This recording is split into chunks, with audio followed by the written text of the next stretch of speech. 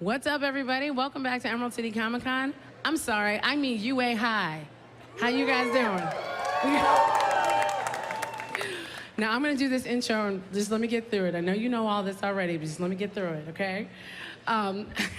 First, we have Colleen Clinkenbeard, who is the voice of, she was the voice of Rachel Moore on Case Closed, ADR director on Full Metal Alchemist. Y'all know her as Luffy in the English version of One Piece. Young Goku and Gohan on Dragon Ball Z Kai. Remember Hawkeye on Full Metal Alchemist? That's her.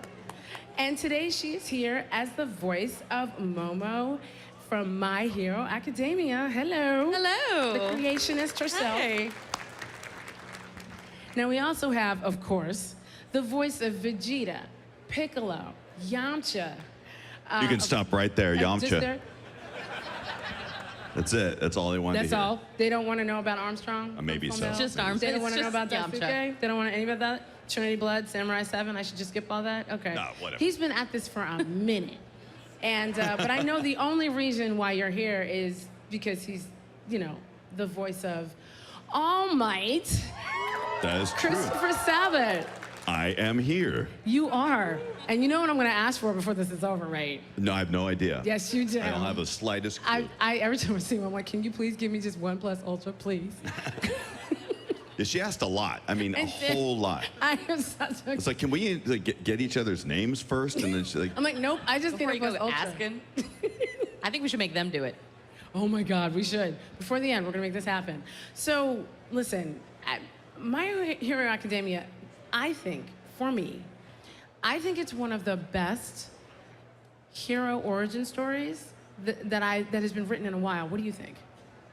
I mean, I would agree with that, and I just think it's fun to get a take on it that's from a different culture than ours, because we've been doing superheroes over here for a while, and I think it's pretty valuable to get another culture to make a superhero show and see what the differences are, because it freshens it up, freshens up the genre. Yeah, and anyone who's familiar with anime specifically knows that My Hero Academia breaks all of the rules when it comes to the shonen style anime. So if you've ever been a fan of Dragon Ball or Naruto or Bleach or any of these shows that are typically about like one guy that just continues to get stronger and stronger, the manga breaks all the rules. Normally it's always about the kid. The kid always solves all the problems. The kid's always the hero.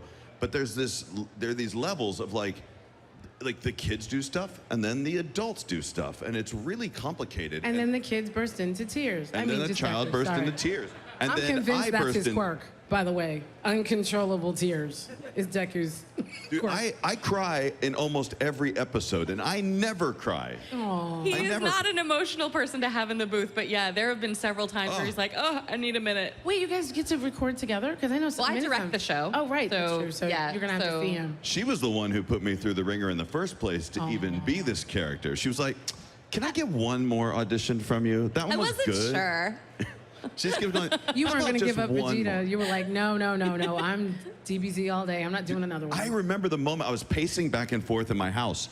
I remember exactly where I was. Like, I was pacing back and forth, and Colleen was like, you know that, okay, I loved your audition. There's a couple things I wanted to hear. And I'm like, just tell me, what is it? What do I need to do? I mean, I didn't even realize how successful and how amazing this show was going to be back in the day, but it just looks like such a gorgeous show. And there aren't too many times when I get to play a major character like that in something. But yeah, Colleen. There aren't very many shows that Chris begs for. Like, Yeah. I mean, begs is a strong It's true, word, though. but you were knocking on the door going, hey, what? So are you directing this show? You know, I'd like to audition for you if you don't mind. There's a character I think I'd be good for. That is a strong statement coming from Chris Sabat.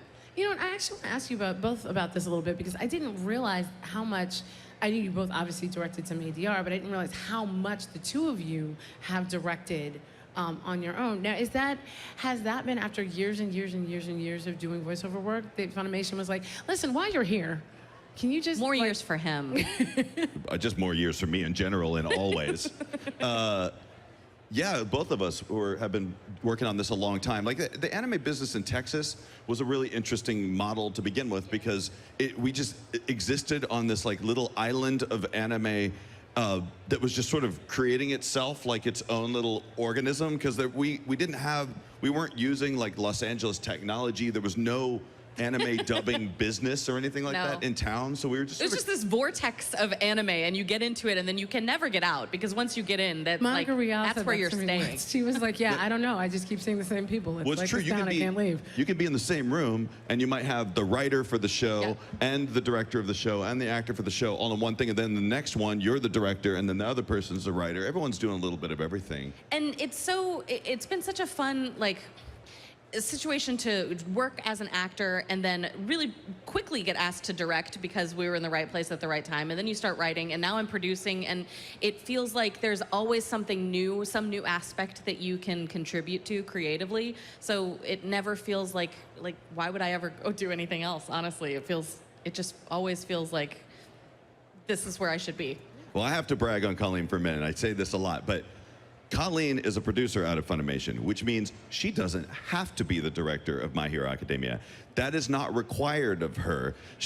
And to be a producer at Funimation or any company and to direct at the same time is infinitely harder than doing one or the other. And to be talent. It's because directing takes all of your focus, and if you mess up or you're taking too long, you're wasting everyone's time, and you can't answer emails because you've got someone standing in front of you right then.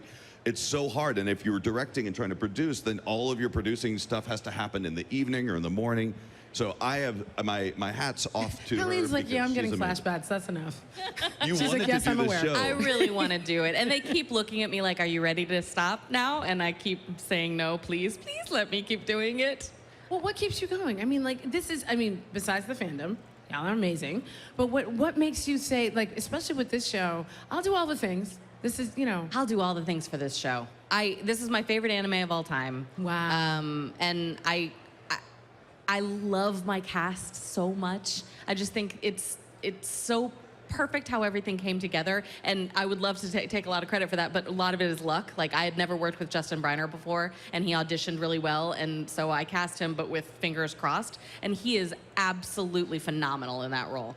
And then the writer is fantastic, and the fans are so supportive of it. There's not a lot of backbiting going on. Sometimes there's a lot of sub versus dub, and this one, everybody just loves both of them. I think because both casts are so amazing. I hope so. I just love it. That's you. So thank you. And in terms of the show a little bit, you're both fans of the show and obviously on it, but what is your favorite thing about UA High, about My Hero Academia? Oh man, for me, I don't go to school there. I'm an administrator in the show, but what I love is All Might is by far my favorite character I've gotten to play in terms of just character depth and things that. Like, I played a lot of dudes that are angry and don't want to be part of the group. Like, there's Zoro and Vegeta and Piccolo and stuff. They're like the angry guys, like, with a heart of gold. But this is a case where it's legitimately just a guy with a heart of gold. And even when he's weak, he's still really positive.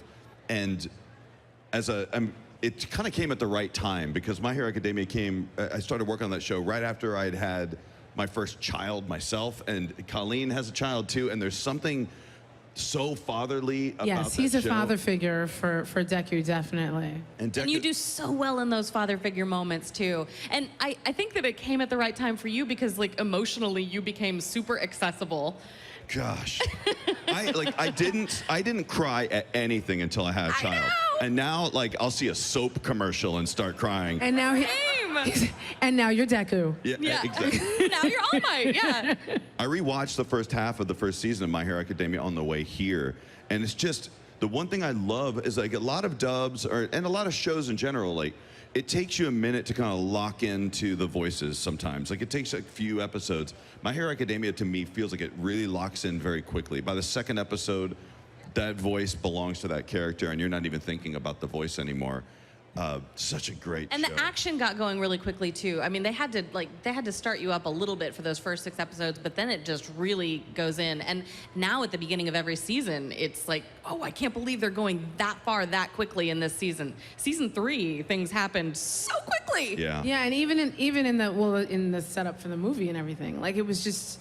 I think the thing that's also fascinating to me about this is that it's kids and adults in a superhero world, a world where superheroes or powers exist, because not everybody has a quirk that's helpful, like, I don't know, the ability to move a cloud or something. But, but I think what's fantastic about it is that there's consequences and there's rules and there's ways that the heroes have to function. Like, Batman could never exist in this world. He would get arrested daily.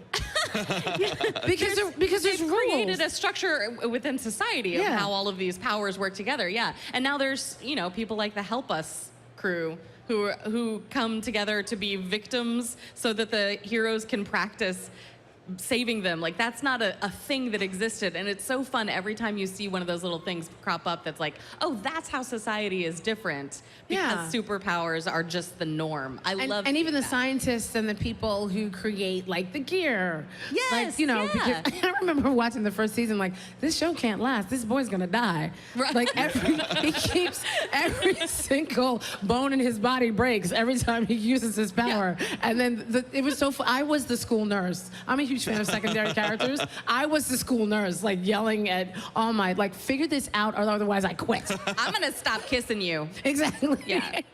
And also the fact that the school nurse kisses you and makes it better, and that's her power. Can I tell you how badly I wanted a school nurse like that? So on the show, what's your like favorite quirk of all the students? Because I like yours. Mine is awesome. Yeah, is. Create is a pretty fantastic quirk. You can just make whatever you want. I mean, that sounds. But I love the fact that she has to roll with a bunch of books, so she increases her knowledge. And so she that has to knows. wear some scantily clad things in order Yes. to have access to that much Because she skin. has to grab everything out of her sternum. Yes. That's you the know. excuse we're giving anyway. Yes.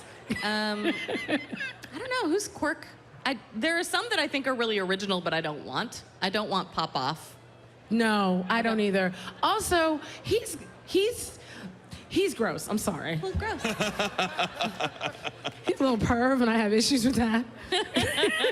We've actually, Brina, the voice actress for that character, and I have talked about it, and we actually kind of love that there has to be a pervert. There's always one. There has to be There's some always of a pervy that going on sage. in the class. There's always somebody. We like that they solidified it into one character. Yes. And it's not the entire class. Right. And all of the characters around him are like, that is sick, stop it. Which is better than everybody being like, yeah, me too. Also, he looks like he's 8, which is very, very, very, very disturbing sometimes. I think the most disturbing quirk for me, I can't remember his name, but the one that can make everybody into meatballs. I don't know what that is. Water. Meat What is water. this? Yeah. I was like, power called? how? Ew. Right. See that? That was me. The first time I saw So it. gross. Seiji, yeah. Yeah.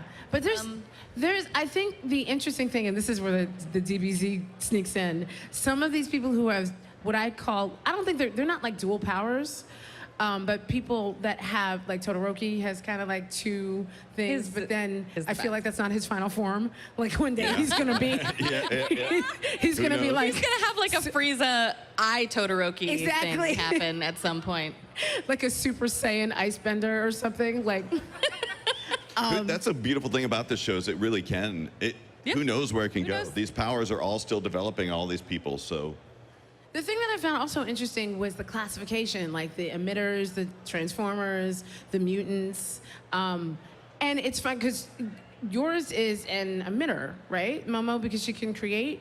An emitter? Well, the different classes of Man, I haven't quirks. talked about that since the manga, since I read the manga. You're like, wait, this wasn't since the briefing that I had to worry Yeah, about. I guess we don't really classify them very often. So you're gonna have to educate me.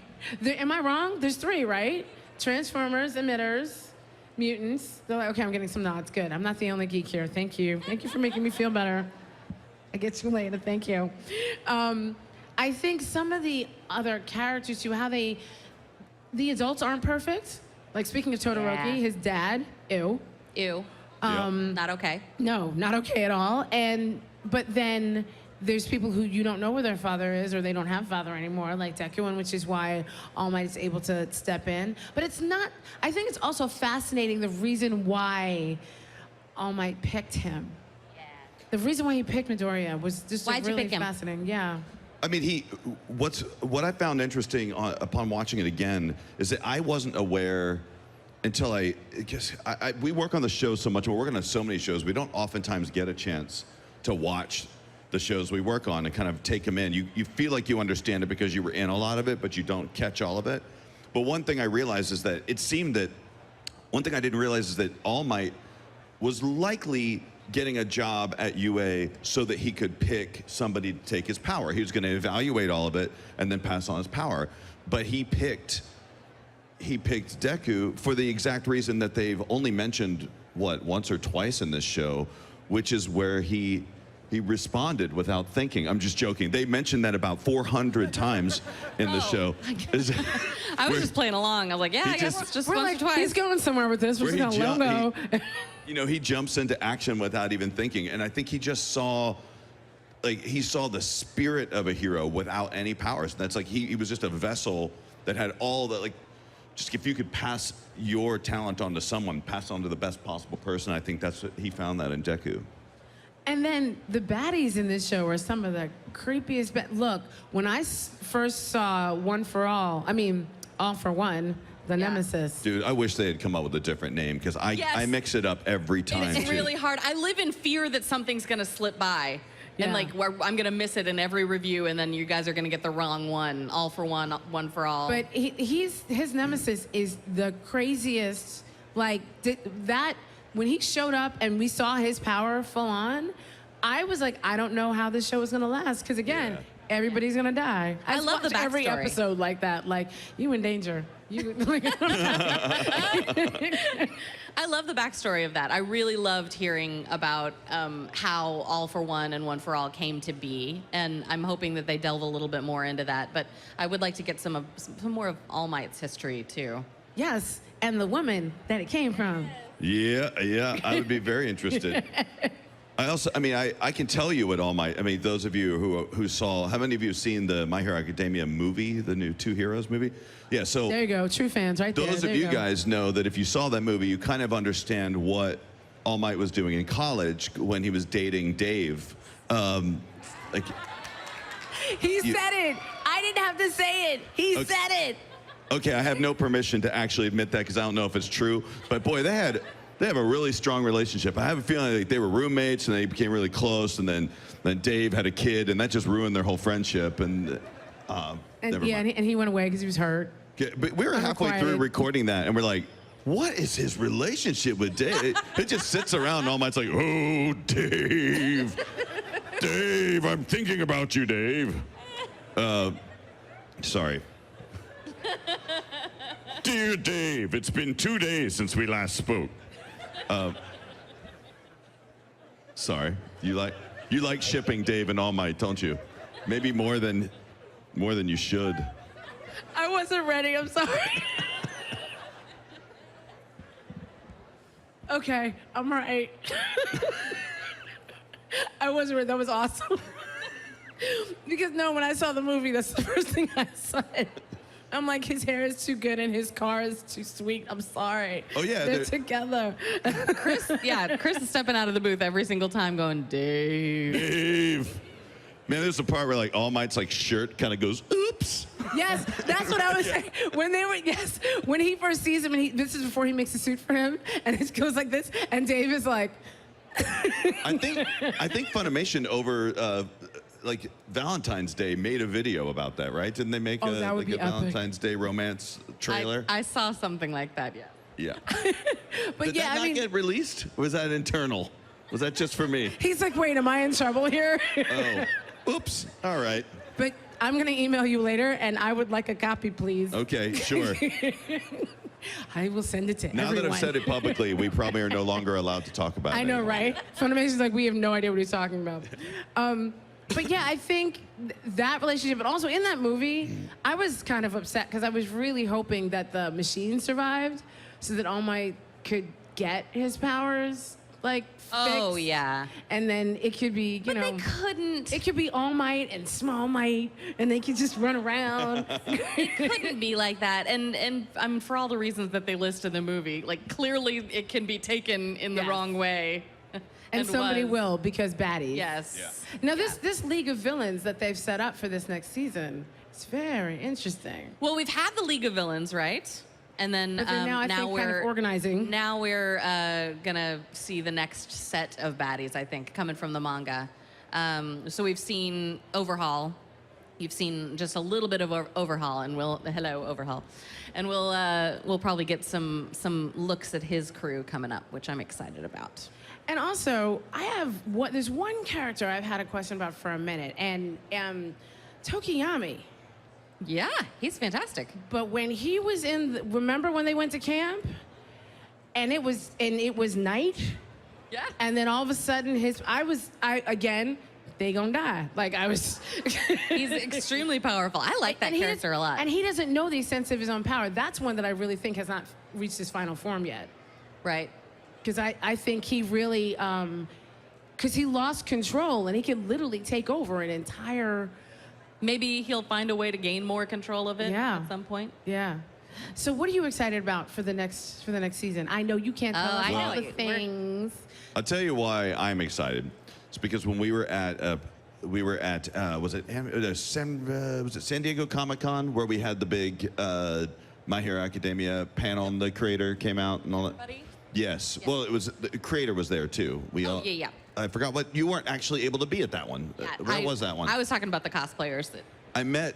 I was lucky enough to meet the creator, the mangaka of the show. And I have good news for you guys. I followed him outside because I saw he was going to go smoke a cigarette or something like that. I followed him outside and I stood next to him like, I'll give you $50 if you don't kill All Might. And he goes, oh. I was like, I'm serious. I'll give $100. $100. That's my final offer. He's like, oh. So I was begging, guys. But I'm hoping that he's probably hurting for money right now because the show's not doing that well. So he's probably going to take me up on that. I'm pretty sure All Might will be there forever. Absolutely. He has to be in one show. All signs in the show point toward All Might having a very happy, healthy future. Also, we forget sometimes that the show is narrated by Midoriya, by Deku, and it's an older Deku that's talking about it. So I feel like Is the it? flashback. We don't know. It sounds like it. It sounds like He's it. not We don't know. crying. I thought I would he love was to know the grown. answer to that, by the way. That's one of those things that doing this episodically is, I sure hope we're doing that right. Yeah. Are there some things that have come through that you're like, I can't translate that. We're not gonna say that. Can't translate that. Or that you've changed around. I mean, that happens in pretty much every dub where there's something that like doesn't completely translate to an English-speaking audience, so you switch it. And usually, like the insults, like Todoroki's not called icy hot in the Japanese version. Really? It works he's not really well. called a geriatric products, really? They didn't do that? Okay. But more of the things that get kind of sticky with dubs when you're doing it season by season, when you don't actually have access to the creator, is that I don't know if this character that just showed up for a second is going to turn out to be a really big character. I don't know if this character is male or female. So there's a lot of research and prayer that goes into that.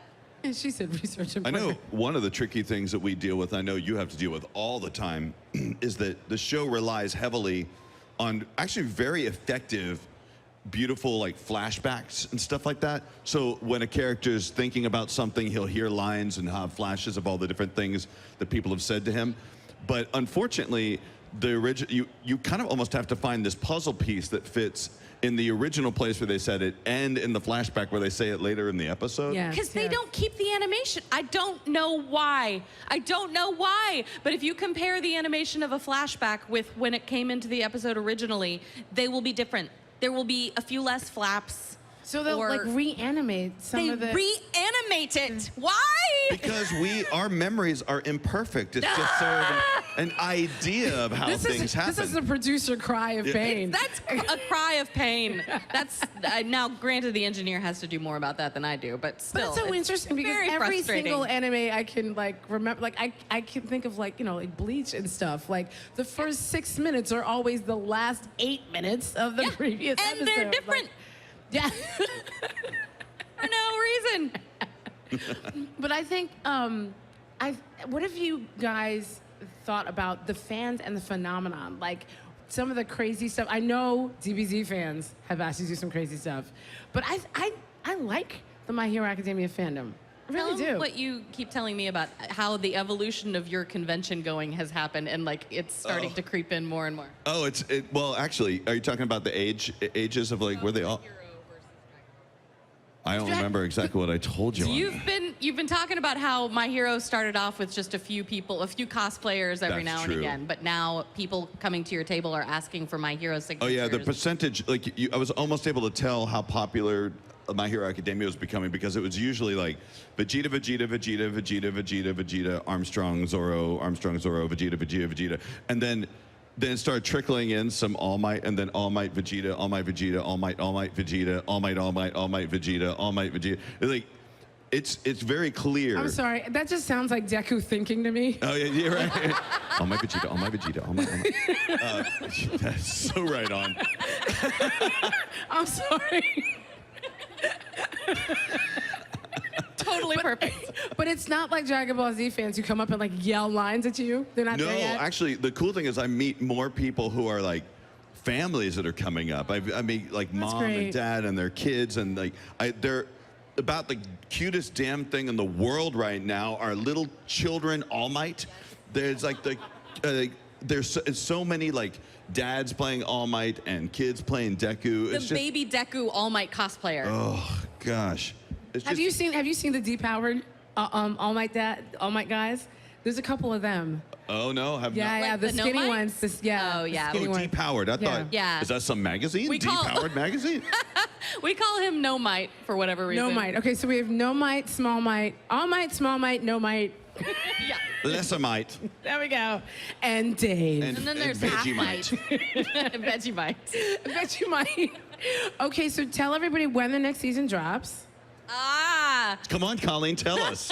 I want to know. I'm pretty sure that has not been announced, so I Go ahead. can't tell you that. Oh, come on, today. I Just tell them tried. right now. I'm sorry. Okay, and Chris, we got 7 seconds left. Just give me one, please. Fine, go beyond plus ultra. Thank you all so much. Stay tuned to Todd Knox Drives Live for SYFY WIRE's Artist Alley. So we're gonna have more artists up here. Stick around.